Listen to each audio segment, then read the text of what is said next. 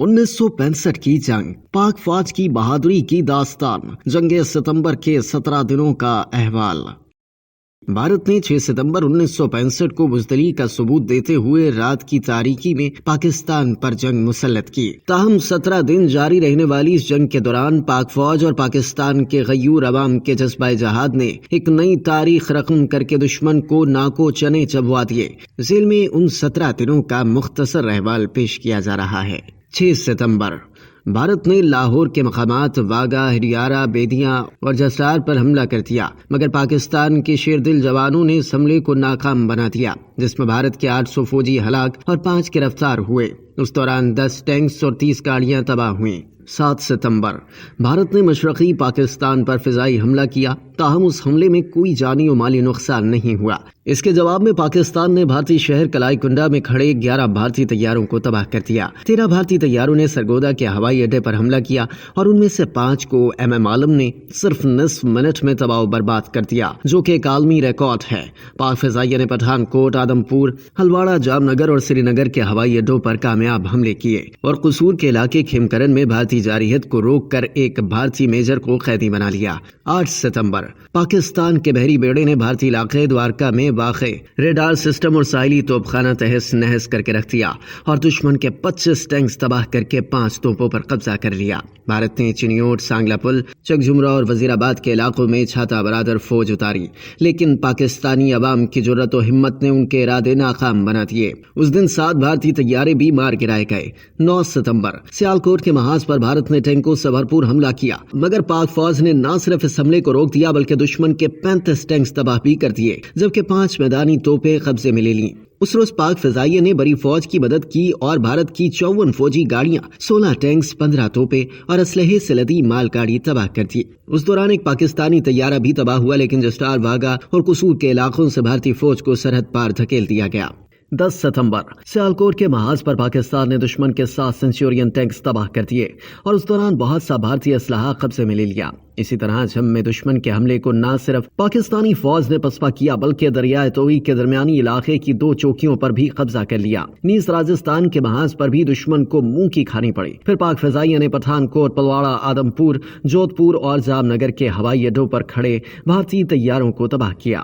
دریسنا بھارت نے سیالکوٹ کی شہری آبادی پر 1000 پاؤنڈ وزنی بم گرا کر اپنی ذلالت کا ثبوت دیا، لیکن اس حملے میں صرف ایک معمر خاتون شہید ہوئی، جبکہ قصور اور فیروز پور کے محاذ پر پاکستانی فوج نے انڈین آرمی کے دانت کھٹے کر دیے۔ 11 ستمبر کھیمکرن کو واپس لینے کی بھارتی کوشش کو پاک آرمی نے نہ صرف ناکام بنا دیا بلکہ پاکستانی افواج نے بھارتی علاقے میں پیش قدمی بھی کی اور دشمن کے 4 ٹینکس تباہ کر دیے، جبکہ سیالکوٹ کے محاذ پر 36 بھارتی ٹینک تباہ کیے گئے۔ نیز پاک افواج نے راجستھان میں بھارتی فوج کو پیچھے دھکیل کر اپنی چھینی ہوئی چوکی بھی واپس لے لی۔ 12 ستمبر چونڈا کے مقام پر دنیا کی سب سے بڑی ٹینکوں کی لڑائی ہوئی اور 50,000 سپاہیوں پر مشتمل بھارتی فوج کا حملہ ناکام بنا دیا گیا۔ اس لڑائی میں دشمن کے 45 ٹینکس اور 123 گاڑیاں ماں جنگی سامان تباہ کر دی گئیں۔ علاوہ ازیں راجستھان میں بھارتی فوج کو شکست فاش ہوئی اور کھیمکرن میں لیفٹیننٹ کرنل آنند سنگھ اور 7 دیگر افسران اور 300 سے زیادہ بھارتی فوجیوں نے ہتھیار ڈال دیے۔ 13 ستمبر پاک فضائیہ نے پٹھان کوٹ، امرتسر، آدم پور، جودھ پور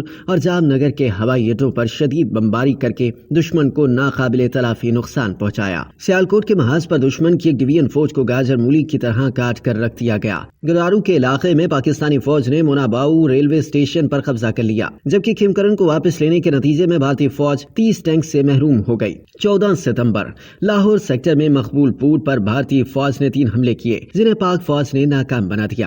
راجستھان میں پاک آرمی نے دشمن کی ایک اور فوجی چوکی پر قبضہ کر لیا۔ مشرقی پاکستان میں شہری آبادی پر بمباری کرنے والے 5 بھارتی طیاروں کو تباہ کر دیا گیا، جبکہ قصور اور بیدیاں سیکٹر پر بھارتی فوجیوں کی ناشے ٹھکانے لگانے کے لیے پاک فوج کو مزدور بھرتی کرنے پڑے۔ 15 ستمبر سیالکوٹ سیکٹر پر پاک فوج نے دشمن کے 8 ٹینکس تباہ کیے اور بے شمار بھارتی فوج جہنم واصل ہوئے۔ پاک فضائیہ نے سرگودا پر حملہ کرنے والے ایک طیارے کو بھی تباہ کر دیا۔ راجستھان سیکٹر میں پاک فوج کی پیش قدمی جاری رہی، جبکہ بھارت بھارت کے فضائی اڈوں پر حملے بھی جاری رہے۔ 16 ستمبر سیالکوٹ کے محاذ پر دشمن ایک بار پھر حملہ آور ہوا اور اس مرتبہ بھی پاک فوج نے دشمن کو تگنی کا ناچ نچایا۔ اس محاذ پر دشمن کے 36 ٹینکس تباہ ہوئے، جبکہ راجوری کے علاقے پر مجاہدین کا مکمل کنٹرول ہو گیا۔ 10 روز میں بھارت کے مجموعی طور پر 387 ٹینکس اور 95 طیارے تباہ ہوئے اور 6889 فوجی مارے گئے۔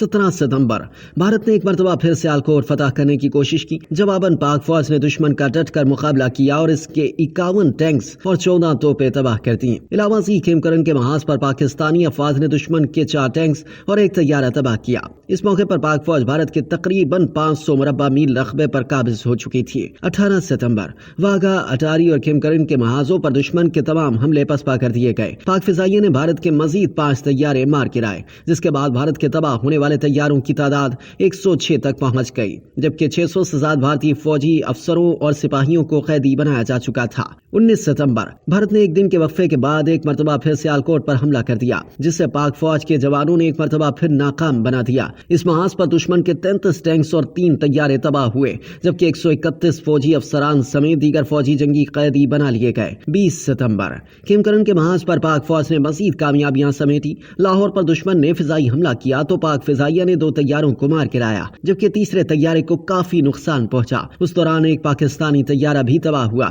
لیکن پائلٹ محفوظ رہا۔ 21 ستمبر سیالکوٹ پر ایک اور حملے کے نتیجے میں دشمن کے 12 ٹینکس تباہ ہو گئے۔